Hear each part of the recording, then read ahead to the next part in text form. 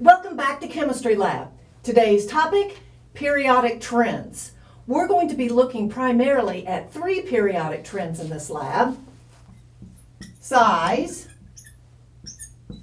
ionization energy,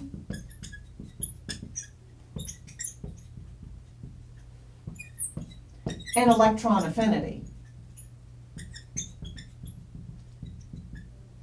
Actually, we'll focus mostly on the first two, looking at their relationship to reactivity.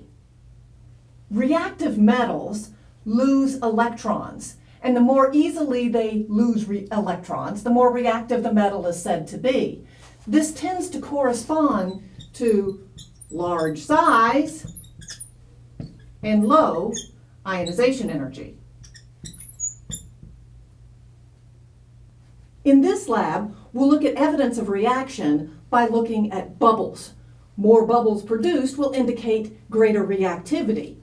If we consider reaction with our group 1 metals, for example sodium, if we look at sodium in water, and sometimes it's easier to think of water as H plus and OH minus, where the sodium would pick up the hydroxide, and then what we're left with is hydrogen gas. A balanced equation would have a 2 here, here, and here.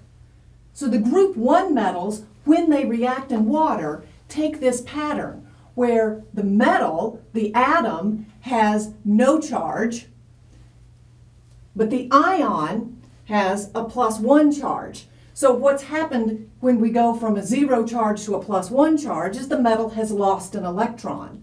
The more readily this happens, the more reactive the metal is, and the more bubbles we should see in solution. When a group 2 metal undergoes this reaction, for example calcium,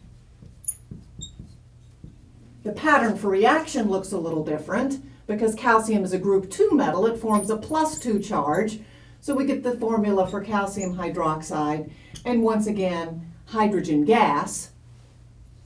We need a 2 here to balance that. But again, a metal reacting in water is producing hydrogen gas. In lab, you'll use hydrochloric acid also with your metal reactions to try to kick it up a notch to see if you can get hydrogen gas to form from a reaction with hydrochloric acid. After making observations of your reactions, you should be able to arrange the metals in order of reactivity based on what you see. You'll also be looking at trends in density, melting point, and size. Don't forget to answer the pre-lab questions, and have a great lab.